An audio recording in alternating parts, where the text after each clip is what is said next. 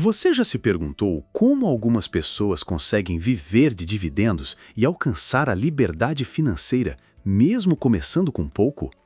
Neste vídeo, reunimos as melhores falas do podcast com a mentalidade de Luiz Barsi, um dos maiores investidores do Brasil.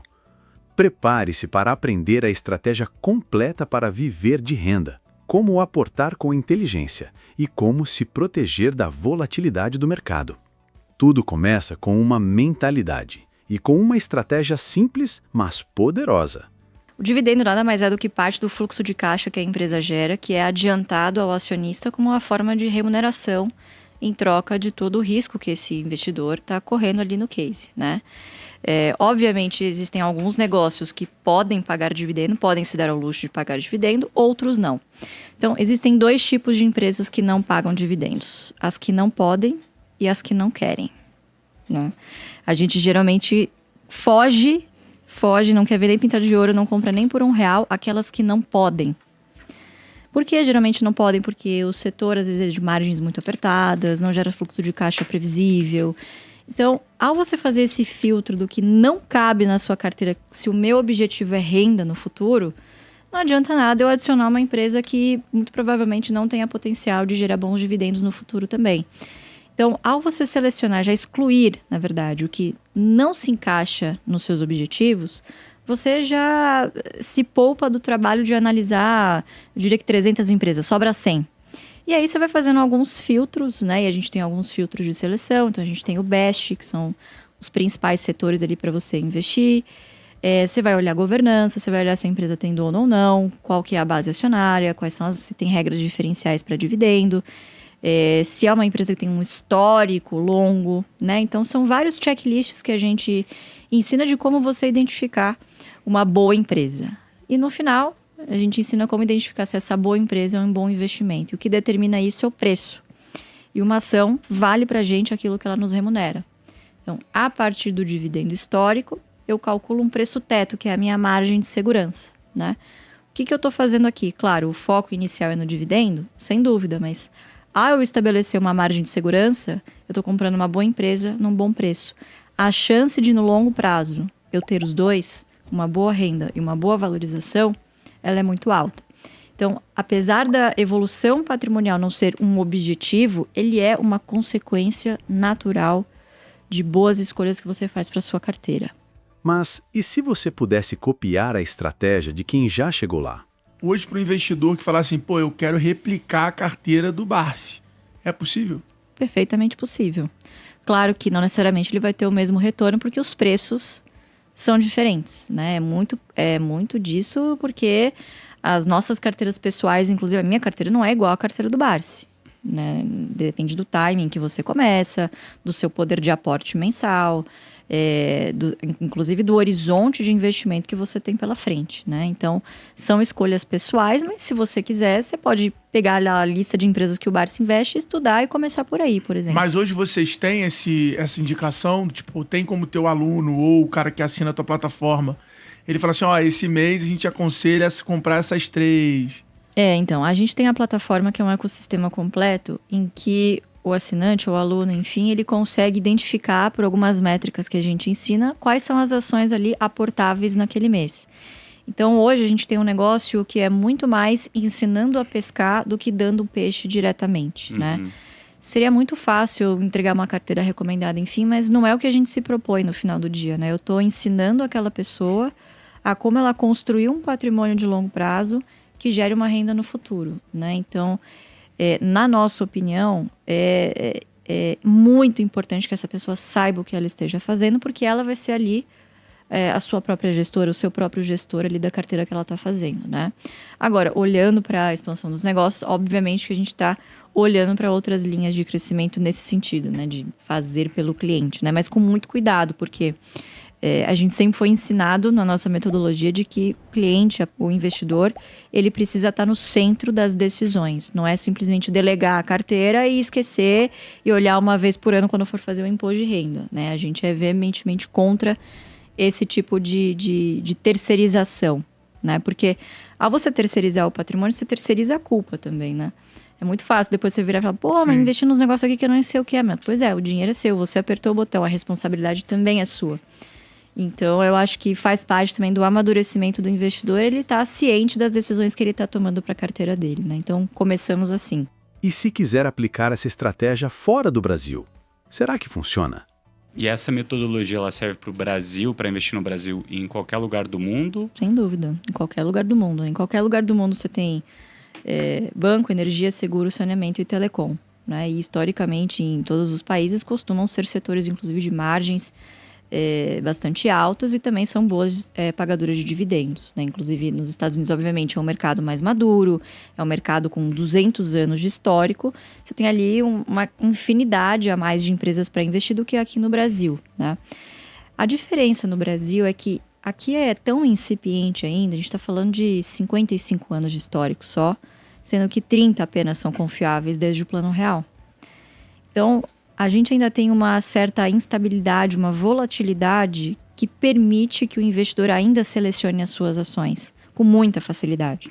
Como eu disse, aplicando os nossos filtros, você sobram 30 empresas no final do dia. Você escolhe a que mais for aderente ao seu perfil. Você pode escolher as smalls ou as blue chips, que são as empresas maiores.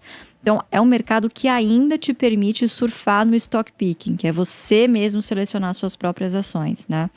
Lá fora, de novo, um mercado mais maduro, com muito mais opções de investimento, está se popularizando cada vez mais o investimento passivo através dos ETFs.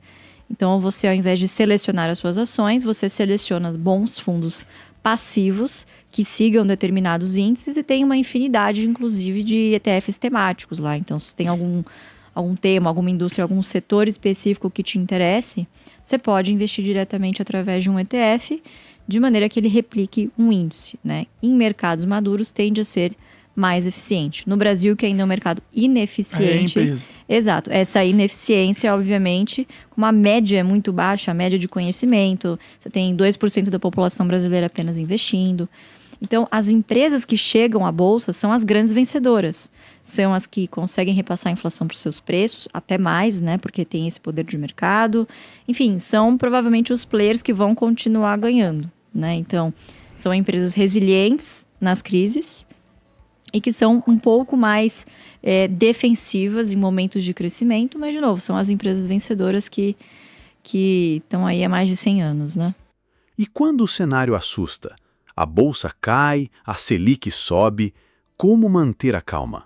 Comecei a investir com 14 anos, 2008. 14 vê, né? anos. O Bares também não acertou o timing pra mim. Logo antes ou logo depois daquela queda? Antes. Começou bem. Colocou a mesada ali, ó. Mas é bom, né? E como são aportes mensais, na verdade você torce pra bolsa cair, porque com os mesmos R$1.000 de todos os meses você compra mais ações, né? Claro que é fácil falar, mas agora com a bolsa caindo, por exemplo, tem muita gente que ficou desesperada e é fácil você ser investidor de longo prazo de bolsa com taxa de juros a 2%, como foi na pandemia. Agora, indo para 15% agora esse ano, né? Então, mas aí que tá. 15% ainda é bom investir na bolsa? Sem dúvida nenhuma. Principalmente nesses momentos. Porque toda vez que você tem uma Selic a 15%, você tem algum outro investimento excelente, subavaliado. Por exemplo, vou dar um exemplo aqui.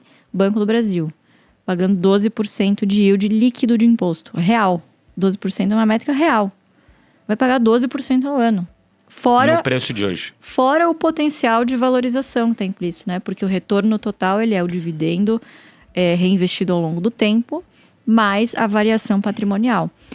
A única diferença é que na renda fixa, só a renda fixa. O preço do título também varia e muito. Inclusive, quem foi em IPCA mais 5, 6,5 ano passado, achando que logo ia vender e não mirou justamente em levar o título até o vencimento, também está perdendo aí mais de 20% hoje na marcação a mercado, né? Então, na renda fixa, você sabe o que você está contratando. Levou até um vencimento, você leva 15%. Está excelente. Para um recurso de curto, de médio prazo, acho que está excelente.